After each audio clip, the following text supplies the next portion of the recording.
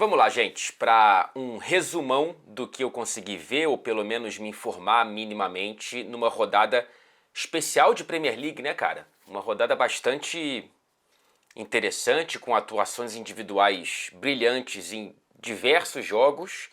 E agora, para fechar essa última rodada antes da parada para a data FIFA, a gente teve esse Arsenal 3, Manchester United 1. Começo logo por esse jogo, tá tudo fresco aqui na cabeça. Acabei de acompanhar esse final de jogo absolutamente espetacular e que mostra muito bem como que o futebol é um esporte de detalhes, né, cara? Num momento, o Manchester United consegue fazer o gol da vitória numa lindíssima jogada. Højlund de letra para o Casemiro enfiar uma bola perfeita para o Garnacho, com a frieza que ele tem, marcar o que seria o gol de uma vitória gigante, de uma vitória enorme, de um plano de jogo que, se não perfeito, até um pouco distante disso, foi muito bem executado. Era uma vitória que fazia sentido naquele momento. Eu tinha já pronto para mim uma crítica à atuação do Arsenal, porque eu achei morna demais, achei pouco criativa, achei que alguns jogadores foram abaixo, como por exemplo o que eu sempre elogio aqui, o Gabriel Martinelli. Achei que o Arteta demorou a mexer no time, só que aí minutos depois, com o Arteta mexendo no time, a gente tem primeiro o gol do Declan Rice. No lance um pouco fortuito ali, ele consegue marcar o seu primeiro gol com a camisa do Arsenal, e depois o golaço espetacular de Gabriel Jesus, com o passe do Fábio Vieira, que é outro que a gente quer ver mais minutos, né? O torcedor do Arsenal me disse isso não só para mim, mas enfim, nas redes sociais, pelo menos desde a partida passada contra o Fulham. E aí, no fim das contas, daqui a pouco eu falo um pouco mais de Gabriel Jesus, a gente tem um Arsenal conseguindo um resultado gigante, uma vitória que evita a frustração de ter dois empates em sequência dentro de casa, evita ir para a data FIFA vendo o Manchester City 4 pontos à frente na tabela. No fim das contas, a mudança dessas sensações por conta desses gols, por conta dessa vitória no finalzinho, é isso que importa mais do que a própria atuação, né? Então, vale muito pouco eu ficar aqui batendo na tecla do porquê eu achei a atuação do Arsenal aquém do que eu esperava. Porque no fim das contas, isso o Arteta vai fazer muito bem, vai ter tempo para pensar agora na parada para o futebol de seleções. E o Arsenal consegue reverter essas sensações, consegue uma vitória grande dentro de casa, e com a recuperação física do Gabriel Jesus, que com poucos minutos em campo, eu já falava isso no Twitter e na transmissão do Arquibancada TNT Esportes, antes mesmo do gol, cara, em 2 jogadas já deu para relembrar porque o Gabriel Jesus é muito mais jogador do que o Nketiah. E eu não acho o Nketiah mau jogador, só não acho um jogador à altura da titularidade de um clube como o Arsenal. E o Gabriel Jesus, sim. O Gabriel Jesus é um excelente jogador. Eu repito, excelente. A gente faz piada, né? A gente, enquanto torcedor brasileiro, pega muito no pé por uma Copa do Mundo sem gol, pega muito no pé por outras questões. Cara, o Gabriel Jesus não é perfeito. O Gabriel Jesus não tem por que ser perfeito. O Gabriel Jesus é provavelmente o melhor jogador da posição que a gente tem. Eu prefiro o Gabriel Jesus ao Richarlison. Eu prefiro o Gabriel Jesus ao Gabriel Barbosa.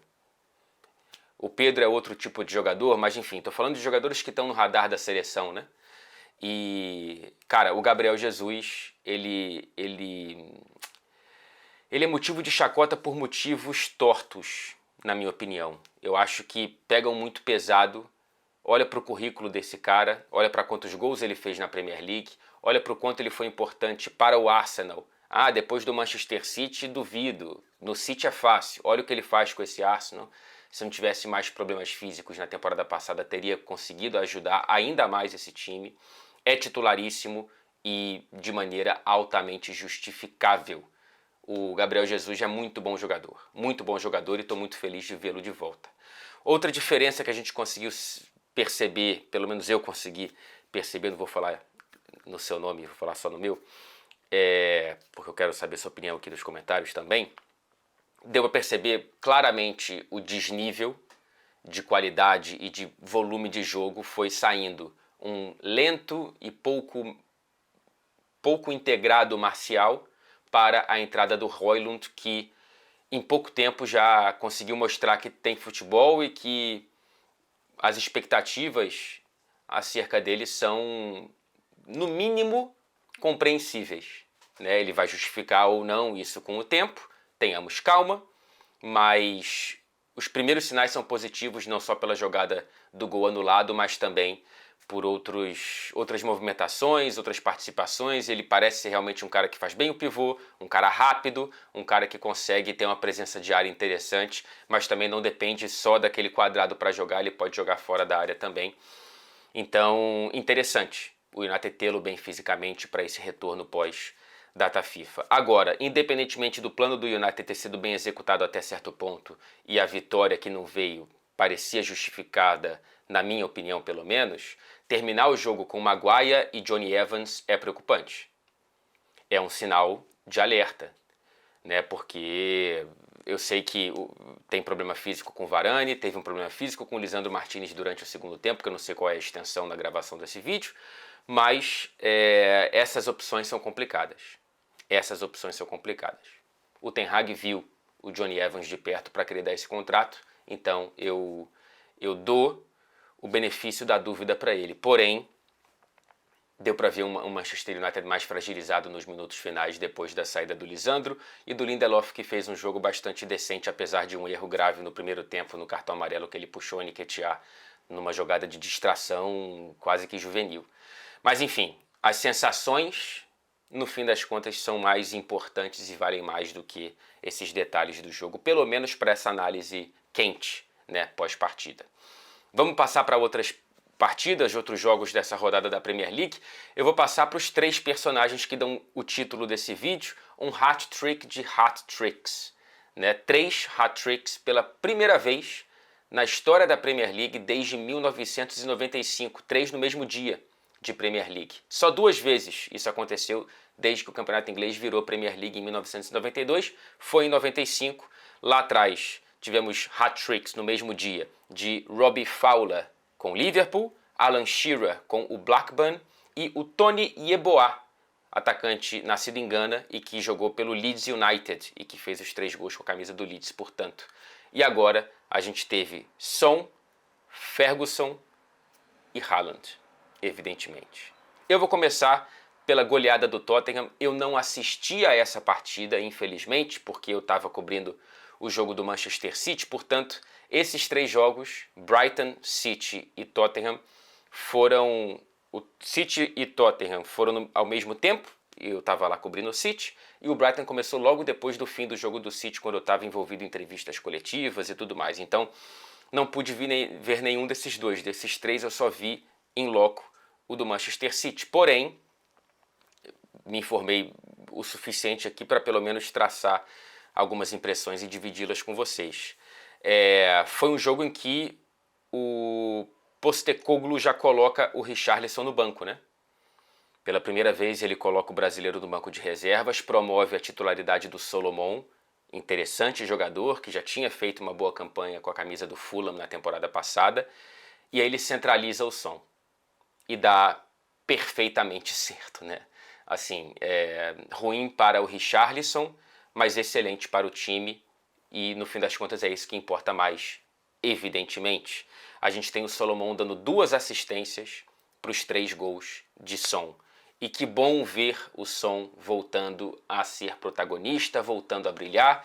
Ele que teve uma temporada muito ruim na temporada passada e que começava um pouco devagar essa atual campanha. Que bom que ele deu uma desencantada e que seja um sinal de que o Son que a gente conhece, que a gente tem total confiança de que é um craque de bola, pelo menos assim eu penso, que ele esteja de volta de fato.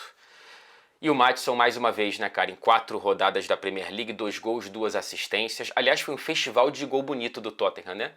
Nesse jogo, o do Maddison foi bonito, alguns do Son foram bonitos, o Romero de fora da área também foi um chutaço.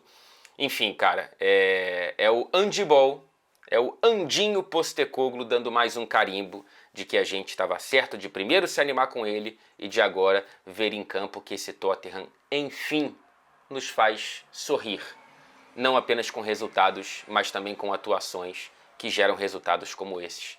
5-2 no Burnley, fora de casa, passando para o outro hat-trick dos 3 do dia, para o que eu vi ao vivo, para mais um hat-trick com a camisa do Manchester City para a carreira de Erling Haaland. Antes de falar de campo e bola, falar um pouco do Bahia Day, né? Que foi muito bacana ver tanta brasilidade aqui em Manchester. E aí eu falo como alguém que tem saudade do Brasil e alguém que tem muita admiração pela cultura da Bahia, pela cultura de Salvador. Uma cultura que eu conheço menos do que gostaria, não só nos aspectos musicais, culinários, culturais, mas também religiosos. Eu me interesso por tudo isso e espero que algum dia eu tenha tempo para sentar e ler bastante. Mas enfim, foi bonito ver tanta gente com a camisa do Bahia, tanta gente com a camisa da seleção brasileira, dentro de um ambiente muito diferente, mas que por uma questão de alinhamento energético, a gente teve um dia de sol em Manchester para receber tantos brasileiros e tantos ingleses interessados na cultura brasileira. Teve show do Carlinhos Brown, eu pude conhecer o Carlinhos Brown pessoalmente, entrevistá-lo pela primeira vez, o que era um sonho meu, assim, tenho uma admiração profunda pelo Carlinhos, e foi muito bonito ver tudo isso de perto. Algumas pessoas estranhando, algumas pessoas curtindo, mas no fim das contas foi uma tentativa bacana do City de imersão, não só do Bahia à marca do Manchester City, mas também da cultura do estado baiano, a cultura sendo apresentada para esses torcedores que pouco conhecem. O City não fez isso com nenhum outro clube do grupo, tá? Mais uma prova de que o Brasil e o Bahia têm um lugar especial no coração do Ferran Soriano, que é o manda-chuva disso tudo. Passando para campo e bola, a gente teve a estreia do Doku como titular logo desse Manchester City, e aí a gente teve o Foden, né? E aí essa dupla Doku-Foden, ou Foden-Doku, você que decide como chamar, fica à vontade. Ela foi titular. Evidentemente que o Doku precisa de tempo, né? Assim, deu pra ver que no X1 ele é realmente rápido, habilidoso, mas é um cara que chegou agora. O Matheus Nunes no banco de reservas, não estreou. Eu tô na expectativa para ver o Matheus dentro de campo com a camisa do Manchester City. O Grealish e o Stones fora por questões médicas. E a gente teve o Álvares titular na vaga do Bernardo, e o Bernardo Silva no banco, né? Então na cabeça do Pep, na cabeça do Lilo, o Julián Álvares merecia mais essa função central ali, como quase segundo atacante com o Haaland, do que o Bernardo Silva, o que para mim é um sinal curioso. Não sei se é por conta do Fulham ou se é algum sinal em relação ao que eles querem dar de minutos a mais para o Álvares do que para o Bernardo. Não sei, estou interessado para ver depois. E o Fulham sem o João Palhinha, né? Com uma lesão muito grave que é coração partido. Ele que a gente sabe, né, foi para Munique, tirou foto com a camisa do Bayern, foi super bem recebido, estava pronto para ser anunciado, e aí o Fulham ligou e falou, cara, volta porque a gente não achou reposição. Eu entendo quem veja crueldade nessa decisão do Fulham, mas eu enxergo mais uma demora do Bayern de Munique de deixar tudo isso para o último dia do que culpa do Fulham. O Fulham fez o que o Fulham tem que fazer. O Palhinha é um dos principais jogadores do time, líder de desarmes da última Premier League, não só do Fulham, mas de todos os clubes. É um cara essencial, seria uma baita contratação para o Bayern, mas que o Fulham não teve tempo de buscar uma reposição. Tentou o Højbjerg, tentou o McTominay, tentou outros jogadores, mas o Bayern, com essa política de escorpião no bolso, deixou para entregar um valor próximo do que o Fulham queria só no último dia. O Fulham até deixou o Palhinha viajar na expectativa de acertar tudo, mas não conseguiu e ele teve que voltar. Vamos ver como é que vai ficar a cabeça do Palhinha para essa temporada. E aí o Fulham tinha a missão de, depois de segurar o Arsenal em Londres, tentar fazer com o Manchester City. Um primeiro tempo muito amarrado, achei a atuação do Manchester City de razoável para ruim, apesar da goleada, tá? Tudo foi desatando no segundo tempo, mas mesmo com a goleada, eu acho que, enfim, a atuação não foi tão boa, mas é aquilo que eu disse agora há pouco, né? As sensações com o placar são mais importantes, pelo menos nesse momento, do que esses detalhes de uma atuação, detalhes que acabaram não sendo decisivos. O que foi decisivo foi o erro da arbitragem, né? É muito fácil olhar para o placar e falar, ah, tira um gol, não tem nenhum problema, mas foi o gol, do 2-1, né? O City abre o placar com o Álvares num passe / chute do Haaland. Logo depois o Tim Ream, ele empata para o Fulham no lance de escanteio. E aí depois, no finalzinho, antes do intervalo, a gente tem esse gol do Ake. O Ake cabeceia também no lance de escanteio. O Akanji está mais ou menos na frente do Leno, em posição de impedimento. Eu acho que a linha de visão do Leno não foi afetada, porém o Akanji abre as pernas para a bola passar, ele interfere claramente no lance. Primeiro eu olhei para a linha de visão e achei que o impedimento foi corretamente não marcado, depois, claro, lembrei da questão da interferência e o Akanji interfere diretamente. Não entendo porque esse gol não foi anulado pelo VAR, porque é um erro de fato grave. E aí, no fim das contas, isso abriu a porteira. No segundo tempo, o Fulham, que já estava fragilizado sem o João Palhinha, foi sofrendo gols do Haaland, né? A gente tem 3 gols do Haaland, todos marcados no segundo tempo. São 6 gols em 4 jogos para ele agora nessa Premier League. Já é o artilheiro, claro, né? Não perdeu o trono da temporada passada e agora ele já alcança o primeiro recorde dessa temporada, depois de tantos na temporada passada. Ele chega a 50 participações diretas em gol, 41 gols e 9 assistências, em 39 jogos de Premier League. É o jogador a fazê-lo mais rapidamente, batendo a marca anterior, que era do Andy Cole, que chegou a 50 participações diretas. Em 43 jogos, o Haaland chega 4 partidas, portanto, mais rapidamente do que o grande e excelente Andy Cole. Passando para o Brighton, 3-1 no Newcastle, e o Evan Ferguson. Eu vou falar de Ferguson aqui, que é mais fácil de falar, mas o atacante irlandês, ele brilha mais uma vez, já tinha deixado impressões maravilhosas na temporada passada. Acho que no vídeo aqui de projeções para a Premier League eu citei o nome dele como um cara que eu estava interessado para ver mais minutos, para ver a evolução, e ele consegue fazer um hat-trick com 18 anos de idade na Premier League contra um clube de Liga dos Campeões. Não é qualquer coisa, tá? Com tão pouca idade é muita coisa. Seria muita coisa para qualquer jogador, para um atleta que está no comecinho da carreira, é uma enormidade, e tenho o pressentimento de que é o primeiro de muitos da carreira do Ferguson, que é um cara que me entrega sinais positivos toda vez que eu o vejo jogar. Me impressiona pela frieza, pela capacidade de utilizar muito bem o corpo, tem uma técnica, sabe finalizar. O segundo gol dele é uma beleza, né? O Nick Pope falha, se eu não me engano, no primeiro, mas no segundo, de fora da área, assim, impressionante a qualidade desse jogador. Também está sendo bonito ver o Billy Gilmour tendo minutos e, portanto, crescendo, se desenvolvendo e sendo um cara, até aqui, fundamental para esse Brighton, um dos melhores jogadores desse primeiro recorte de Premier League do Brighton. Inclusive, falando em recorte, talvez eu faça, antes da parada para a data FIFA, mas para o fim dessa semana, um vídeo analisando, enfim, basicamente como que foi esse primeiro pedaço, essa primeira fatia de Premier League, por mais que seja uma amostra muito pequena, é uma desculpa por conta da data FIFA. E o Newcastle, sei lá, viu? São 2 times que estão me decepcionando nesse começo de temporada. Um é o Newcastle, a derrota para o Liverpool é imperdoável, com todo o merecimento que o Liverpool teve em virar o jogo mesmo com a menos em Newcastle. Do ponto de vista do Newcastle, é imperdoável você deixar aquilo ali acontecer. E o outro que está me decepcionando é o Aston Villa. E eu passo para essa vitória grande,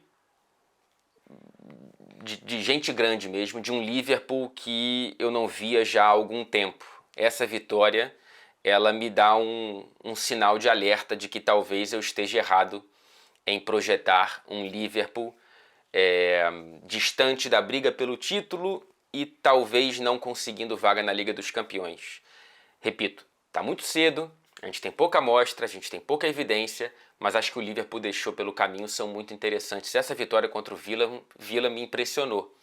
Me impressionou pela imposição técnica e tática do Liverpool e a fragilidade tática principalmente desse Aston Villa, essa linha alta extremamente vulnerável, e que foi uma delícia para, por exemplo, Alexander-Arnold explorar passes e passes e passes. E é lindo ver o Arnold como meio-campista, tendo à disposição tanto campo para poder brincar com o Salah, para poder brincar com o Darwin, com o Dias, que infelizmente acho que foi o cara que destoou, né? O Luiz Dias foi o cara que destoou hoje. O Arnold ele saiu machucado, a gente não sabe o que é, o Klopp disse que não parece ser nada sério, mas o Liverpool publicou uma nota dizendo que ele vai ter que passar por exames. Tomara que seja algo suficiente para ele só usar a data FIFA como recuperação e voltar no retorno da Premier League posteriormente. Alguém me disse no Twitter, eu não vou lembrar o nome, desculpa se você estiver aqui, que a gente também precisa prestar atenção no que o Robertson tem feito, né? Porque para o Arnold subir, o Robertson teve que descer. E ele tem feito muito bem esse papel, como o terceiro homem ali da primeira linha defensiva do Liverpool, quando o time tem a bola. E é algo que talvez um jogador com um ego um pouco maior não faria, né? É você dar um passo para trás das manchetes, das possibilidades de colecionar mais assistências. Lembrando que o Robertson tem uma porção, um número muito significativo de assistências com a camisa do Liverpool, e agora ele está tendo que ficar um pouco mais para trás para o Arnold subir e poder fazer o que ele tem feito. Então, ponto para o Robertson também. Szoboszlai, primeiro gol com a camisa do Liverpool, certamente primeiro de muitos, um chute lindo, né? Seco, uma batida muito difícil, muito específica, que ele conseguiu na bola para abrir o placar logo no comecinho da partida, e não precisou de nenhum tempo para já chegar voando, né?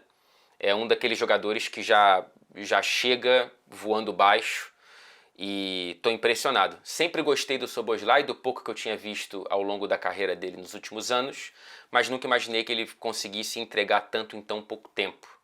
Atenção, porque isso aí pode ser...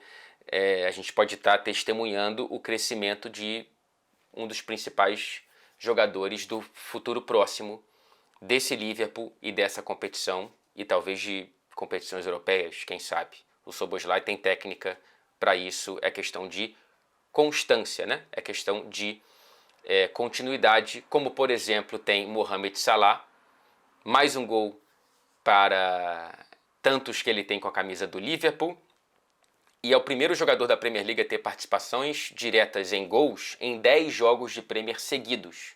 É o primeiro desde 2021. Sabe quem foi? O próprio Salah. Ele participou diretamente de gols em 15 partidas consecutivas naquela temporada e agora chega a 10. É impressionante como o Salah é uma certeza. Acho que acima de qualquer elogio que eu possa deixar para o Salah, a frase definitiva é essa: o Salah é uma certeza. O Darwin foi bem, né?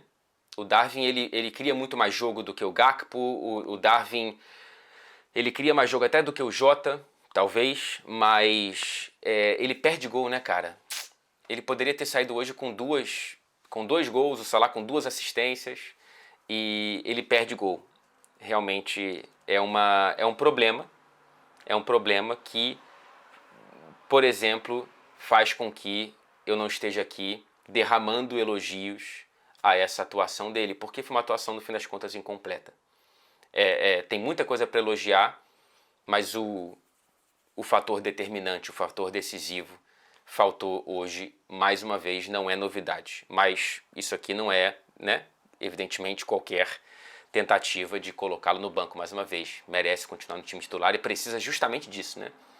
De minutos em campo, de oportunidades perdidas e criadas e convertidas para crescer. É um jogador jovem com muita estrada pela frente. Aí, passando rapidamente aqui pelos últimos 2 jogos que eu consegui dar uma olhada nesse fim de semana, a derrota do Chelsea para o Forest em casa, hein?